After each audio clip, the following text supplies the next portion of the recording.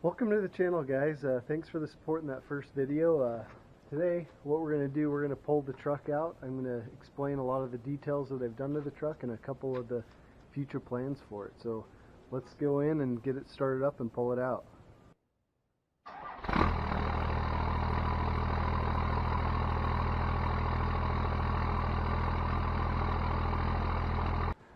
Alright, let's start it up. Let me grab the keys. I'll show you a little bit in here. It's kind of dark in here, so like I said, let's pull it out. There we go. Alright, here's the view from inside. I'm going to turn the keys. All the gauges work. Stock gauges as well as the aftermarket ones I've put in. All the warning lights work.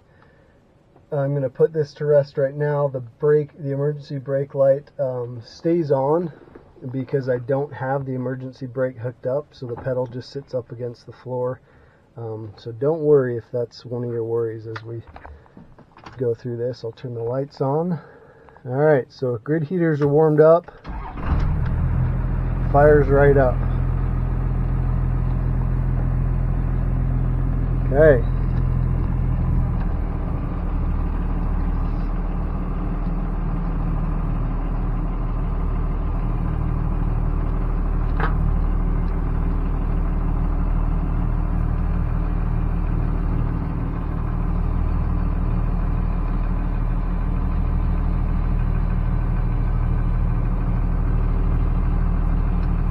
Pull it into the driveway a little bit so I don't have to walk through the snow.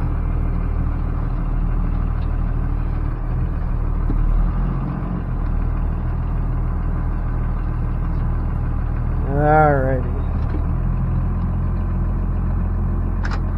Okay, you noticed I shut the key off. I do have a manual fuel shut off right here. Okay, I can explain that at some point if anyone has questions on why I did that and what it's good for. But let's hop out first, take a look around outside. Alright, before we see the truck, I'll let everyone see what I get to enjoy every day. This is the view from my house. Okay, let's get to the truck. So here it is. It is a 1985 crew cab. Okay, you can see it's a couple different colors. The blue it's the old Air Force color. It's an Air Force retired truck, 85. The green and the gold right here is the donor that I used. It was a 93, so it's intercooled. It's got an automatic transmission.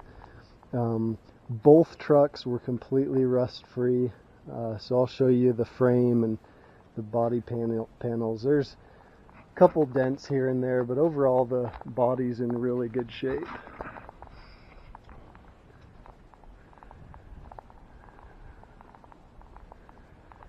Okay.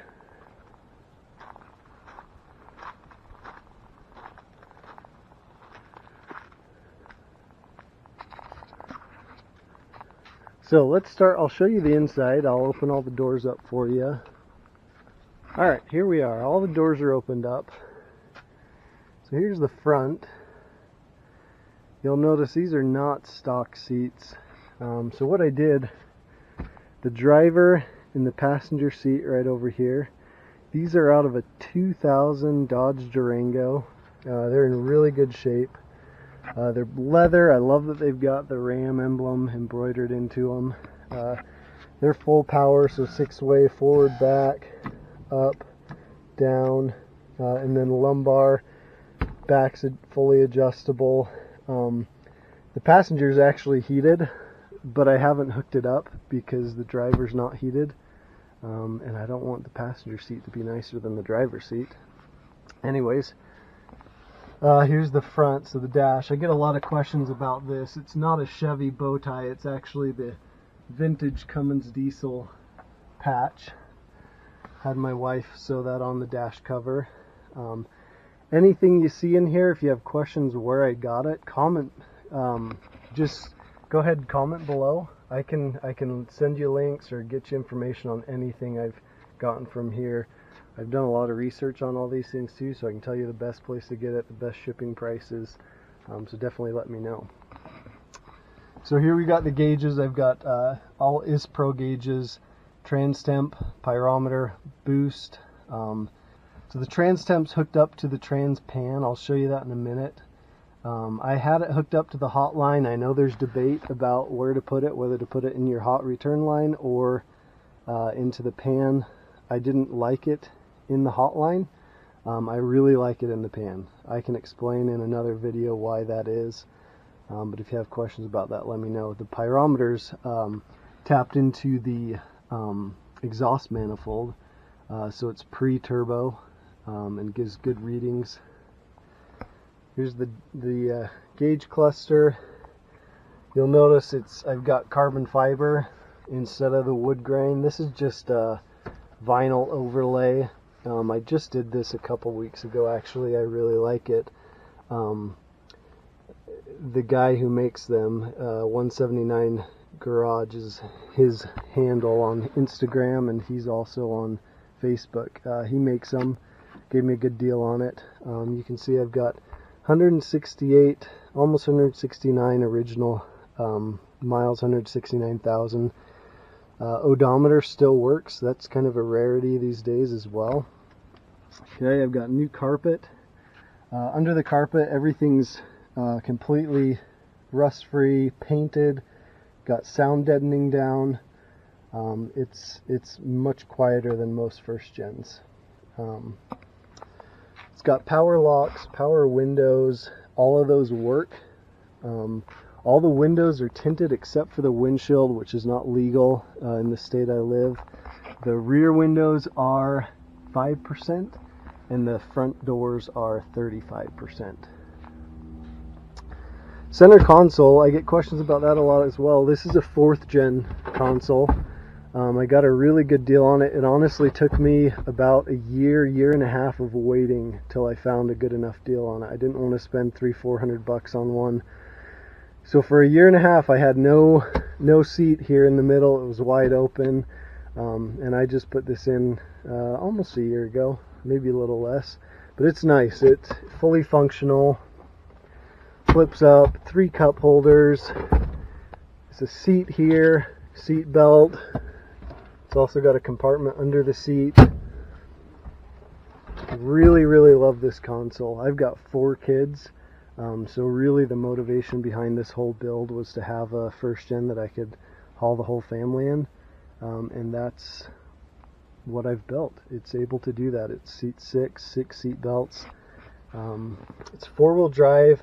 4-wheel drive works amazing. It did not work great when I bought the truck 6 years ago. Had to put new worn locking hubs in it. Ever since then it's worked great. So another modification over here. This is the air box. Let me get over there and I'll show you what that is. So right here, this is the heater box. This is behind here is where the heater core's at. A lot of people with first gens complain that they've got poor heat in the winter. So this is a modification you can do. I've got a video actually on my channel explaining how to do this. But what we have here, it's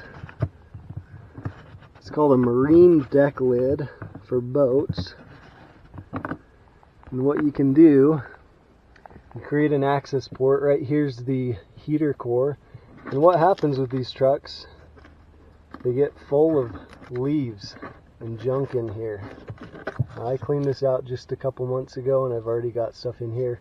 I can almost guarantee if you have not opened this up, yours is full of leaves, and that's one of the reasons why your heat is probably not working very well. So definitely a modification I suggest. Again, I've got a link on my channel to a video I did on how to do this. It works great. You can clean it out as often as you want. You don't have to pull the heater core box out. Anyways, here we are, passenger side. Like I said, fully power seats over here. Okay, another view. And then we can look, here's the back. So the back seat's original. It's actually blue. Someday I'll get it reupholstered. I really like the stock seats in these trucks. Well, the back seat. I didn't like the front seat. It was pretty worn out. Back seat's very comfortable. It fits the kids really well. The seat cover matches my color theme very well, the black and tan and silver. Okay. Behind here, I'm not a big aftermarket radio type guy, but I got a good deal on a sub. I've replaced all the speakers, got 6x9s back here, also have 6x9s in the front door. So the sound in here is really good, very good quality, very crisp. It's not a show audio, competition type rig, but it does the job, and I just wanted something with some very clean sound, and that's exactly what it does. So up here you can see the whole interior I've already repainted. This is the color I'm going to eventually paint the truck, kind of a gunmetal silver. I haven't wired in the light, the in-cab light, because I actually have a headliner I'm custom making that'll have the dome light here as well as the dome light right here in the middle, kind of like the club cabs. So eventually I'll get that in. For right now, it works just fine. Okay, let's go, let's pop the hood. I'll show you what I've done to the engine. It's fairly stock, but I've got some plans for it. So let's go take a look at that. Alright, let's pop the hood right here.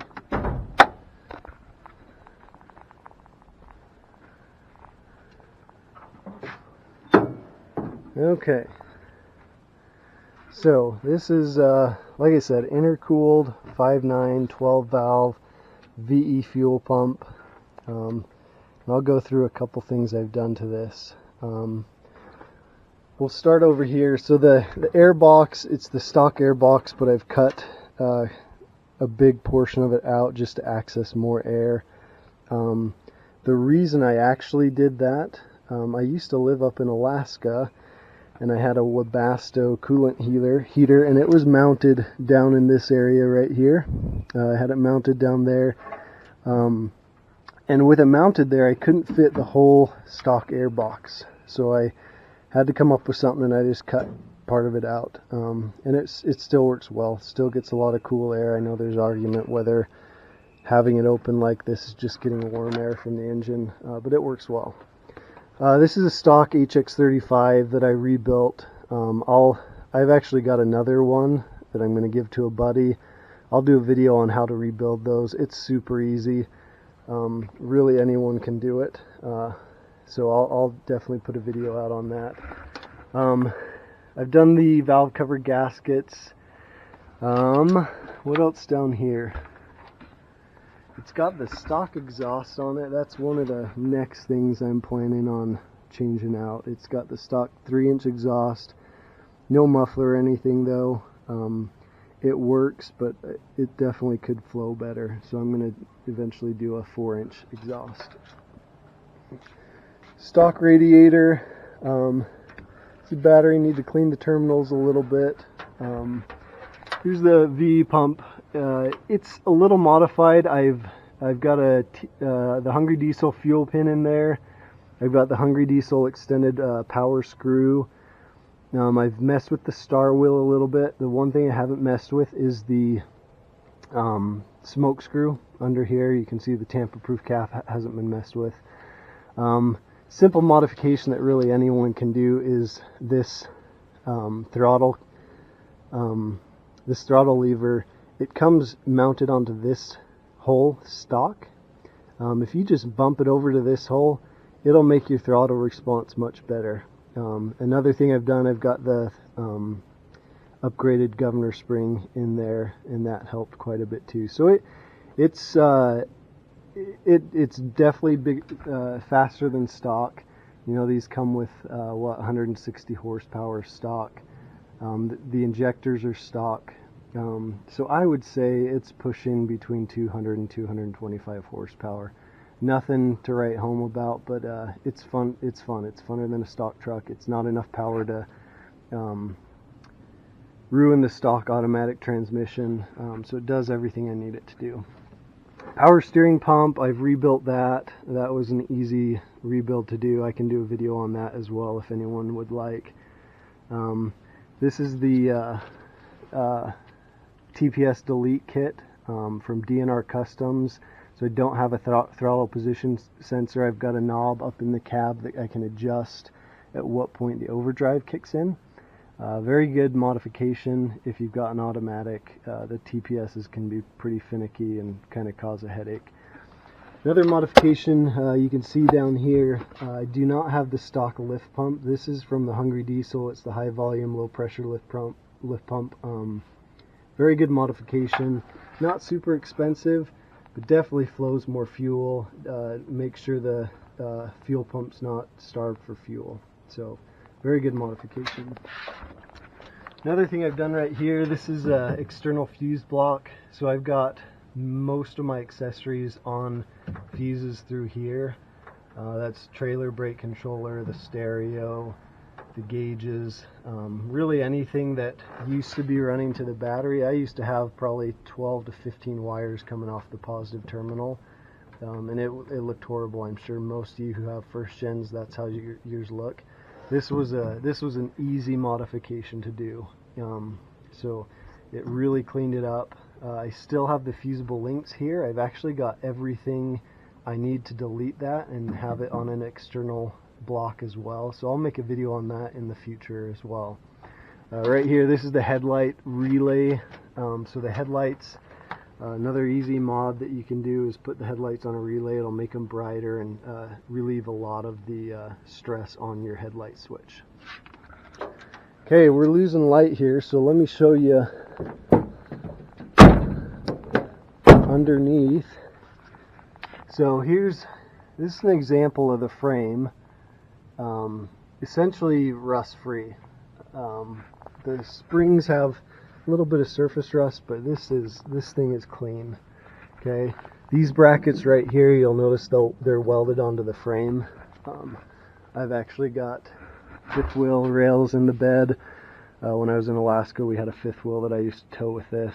So I've left them in there. We don't have a fifth wheel anymore, but you never know. Okay. So there's more of the frame rail. Right here, this is an auxiliary transmission cooler. It leaks just a little bit out of the inlet. That's why there's a little bit of transmission fluid on it. But it works really well. It's got its own sensor. Once it hits 220 degrees, it'll kick on, cool the transmission down. As far as the transmission goes, like I said, stock. It's a stock 518 transmission. It's got a Mag High-Tech double deep pan. I've done the band adjustments on it. I've done a few other minor tweaks to it, but essentially it's stock. Okay, let's start it up. You can see the engine running.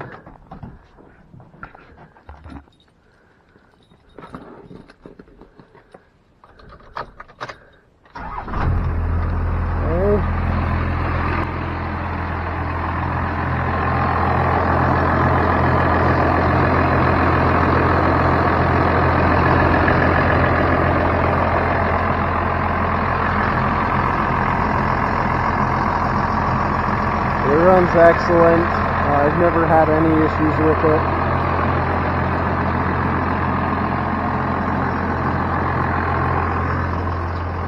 Turn the lights on and give you one more shot with the lights.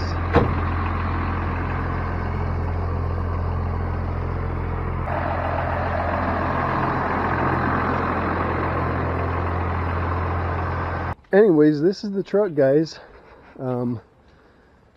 Like I said, I love this thing.